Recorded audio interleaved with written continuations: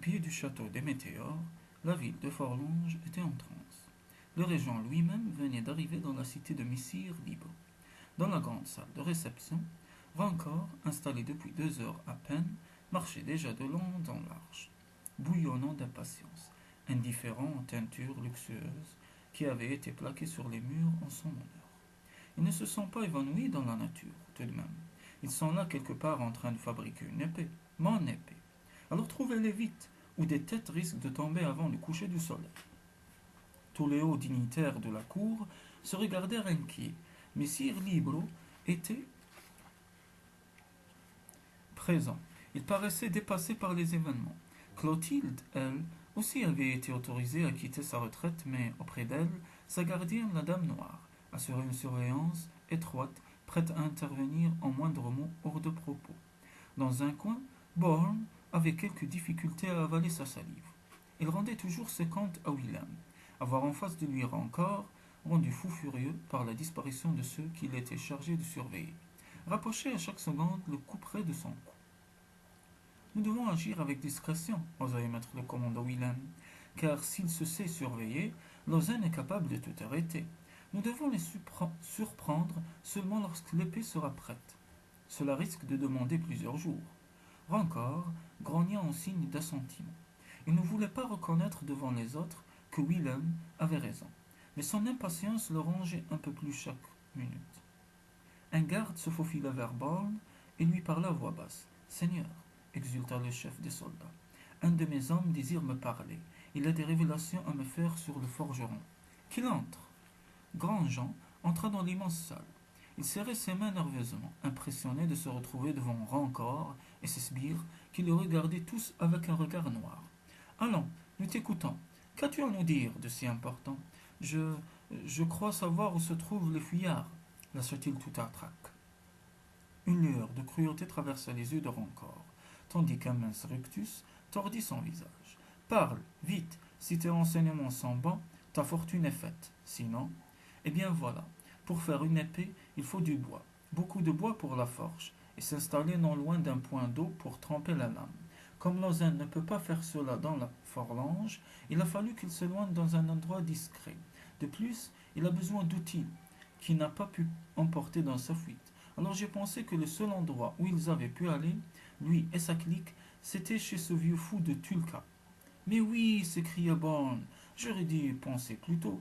Tu as parfaitement raison. Qui est ce Tulka demanda encore agacé. C'est effectivement un vieux fou. C'est le frère aîné de Lausanne, sans doute meilleur forgeron que lui. Mais lorsque son fils est mort, enterré vivant dans leur mine, la douleur et le chagrin lui ont fait perdre la tête. Il s'est exilé en ermite dans une vallée perdue où il forge des têtes de monstres qu'il pose un peu partout dans la région. Les gens sont effrayés, mais nul n'oserait toucher à une de ces sculptures de peur que le malheur ne fonde sur lui. Bien, déclara encore, soudain joyeux. Je veux qu'on rassemble une escorte d'une dizaine d'hommes. Les meilleurs. La discrétion doit être absolue. Sur ce, il détacha une bourse de sa ceinture et la jeta à Grandjean, qui l'attrapa prestement. File et tais-toi, sinon gare à toi. Seigneur, qu'est-ce que tu veux encore?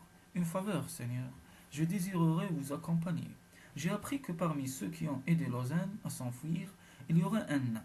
S'il s'agit, comme je pense, de celui que j'ai rencontré dans une auberge, voici quelque temps, j'ai un compte personnel à régler avec cet avorton. Rancor éclata d'un rire sarcastique. Bien, accordé. J'aime les gens qui ont la rancune tenace. Lorsque Lausanne sortit de sa besace en cuir le précieux minerai, Tulka s'en empara avec avidité.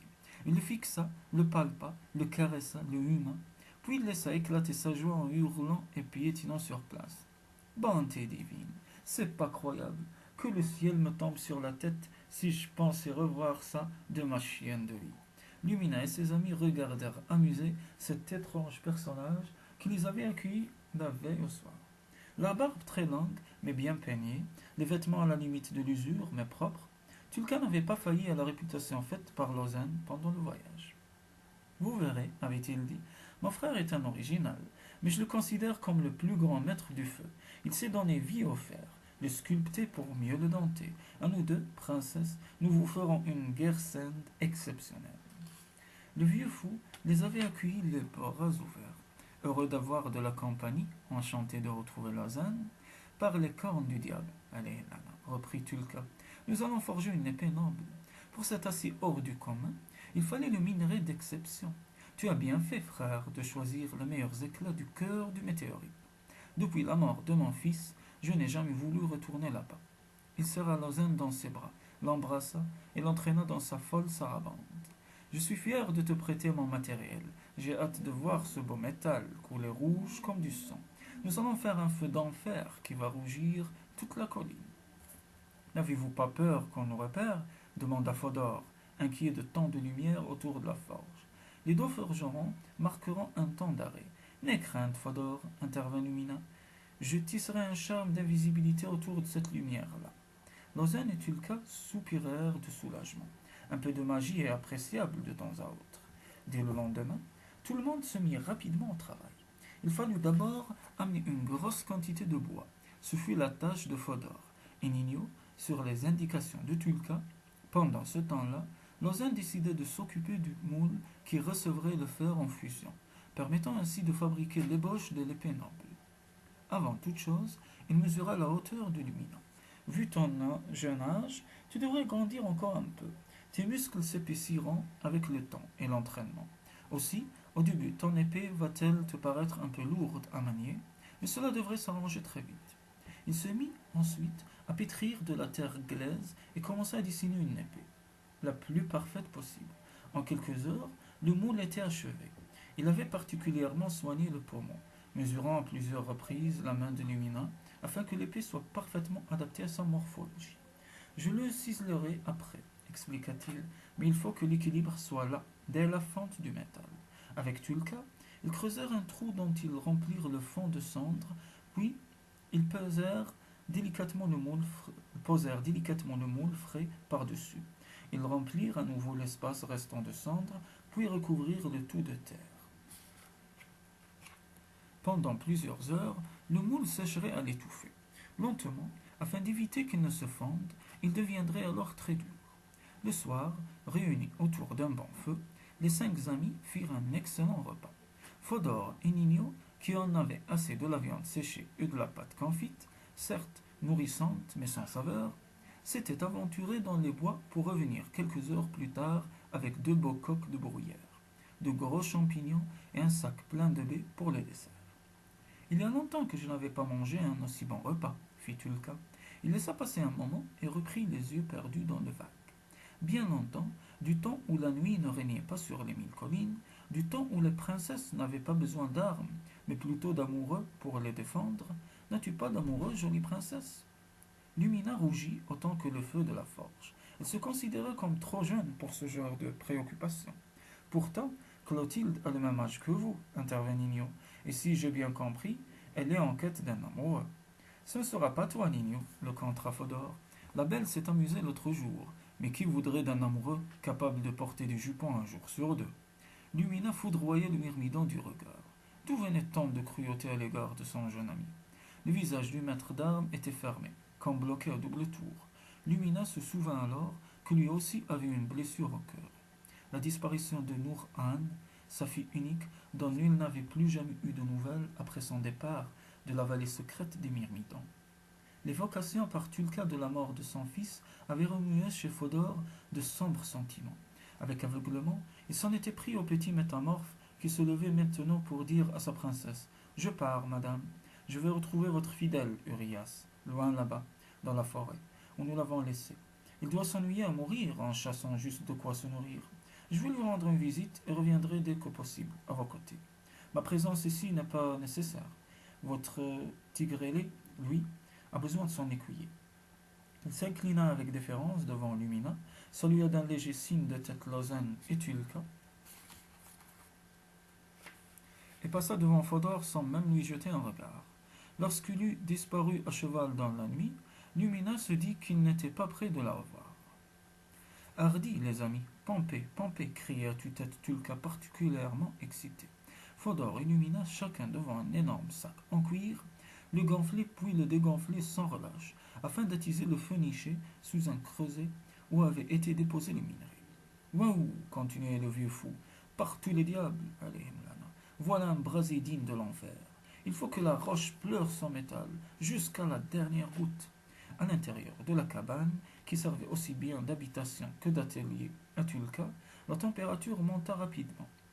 À l'aide d'une pince, Tulka et Lausanne emprisonnèrent le creuset qui était devenu transparent sous l'effet de la chaleur.